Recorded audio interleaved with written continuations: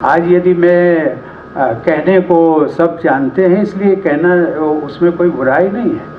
यदि राष्ट्रपति देश का हाईएस्ट पेड एम्प्लॉई है तो वो टैक्स भी तो देता है। हम टैक्स भी देते हैं 3.25 लाख रुपया महीना, लेकिन वो कोई कहेगा कि आपको, लेकिन जो मिलता है उसकी सब चर्चा करते हैं कि आपको तो 5 लाख मिलता है, कि उसमें से हर महीने 3.25 लाख निकल जाता है, बचा कितना?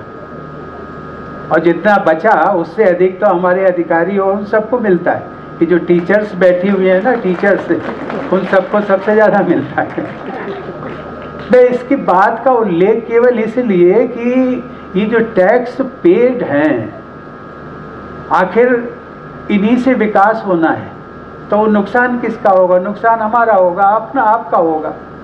कहीं न कहीं धैर्य दे करके, कहीं न कहीं आवेश में, ये मैं राजनीति की बात नहीं करता हूँ, संवैधानिक पद पर हूँ, लेकिन मेरा किसी राजनीतिक दल से संवैधानिक पद पाने के बाद लगाव नहीं। मेरे लिए हर, चाहे वो कांग्रेस हो, बीजेपी हो, जेडीयू हो, समाजवादी हो, बीएसपी हो, हर राजनीतिक दल के, और मुझे कभी कभी संतोष होता है कि शायद मेरे से जो दूसरे दलों के लोग हैं वो ज़्यादा आत्मीयता और प्यार करते हैं।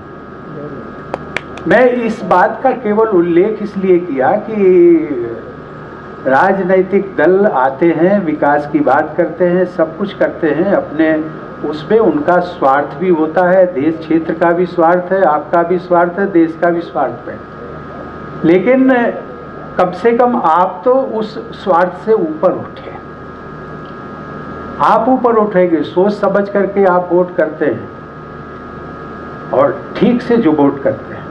लेकिन ये जो मेरा इतनी ही है आपसे प्रार्थना और अपील कि उस पर निष्पक्ष होकर के कौन क्या कह रहा है, ये जो समझदारी, मैं जब नागरिकता की बात कर रहा था, नागरिक की बात कर रहा था, तो मेरी आप सबसे अपील यही है कि आप समझदार और जागरूक नागरिक बने। जिलाधिकारी महोदय कह रहे थे कि मैं यहाँ पर आशीर्वाद देने आया हूँ। वास्तविकता तो ये है कि मैं आप सबका आशीर्वाद लेने के लिए आया हूँ। मुझे लगता नहीं है कि मेरे और आप में कोई दूरी है। कम से कम ये प्रोटोकॉल के कारण दूरी जरूर लगती है, लेकिन दिल से दूरी नहीं है। और वैसे भी देखा जाए तो आप भी नागरिक हैं, हम भी नागरिक। बस अंतर केवल ये है कि मुझे कहा जाता है कि देश का प्रथम नागरिक। तो नागरिक तो हम दोनों हुए, तो अंतर कैसा है?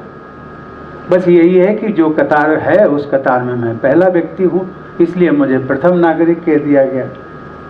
लेकिन देश आज़ाद हुआ, बहुत तरक्की हुई है, बहुत तरक्की होनी बाकी है। ये तरक्की कौन करेगा? केवल सरकार नहीं करेगी, हम सबको मिलकर के करना है।